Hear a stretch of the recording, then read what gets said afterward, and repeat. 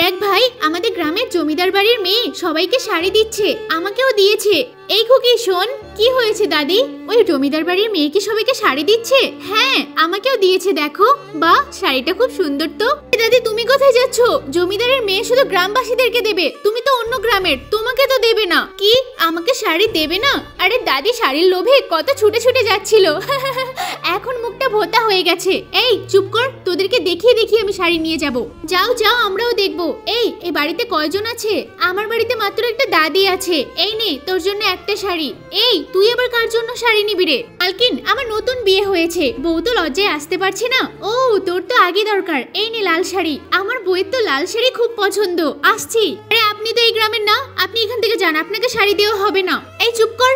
মালকিন, আমি আমার জমি জায়গা বাড়িঘর সবকিছু বিক্রি করে দিয়ে এই গ্রামে এসেছি। এখন তো আমি একটা শাড়ি পেতেই পারি, আর আমি স্পষ্ট দেখতে পাচ্ছি তুমি ভবিষ্যতের একটা বড় মহারানী হবে। কি দাদি, তুমি তো আমার মন জিতে নিয়েছো। তোমাকে এই খুশিতে আমি দুটো শাড়ি দেব। ধন্যবাদ, অনেক বড় হও। আরে দাদিকে তো দুটো শাড়ি দিয়ে দিল। এবার যাব আমার গ্রাম প্রধানের কাছে, সেও আমাকে শাড়ি দেবে।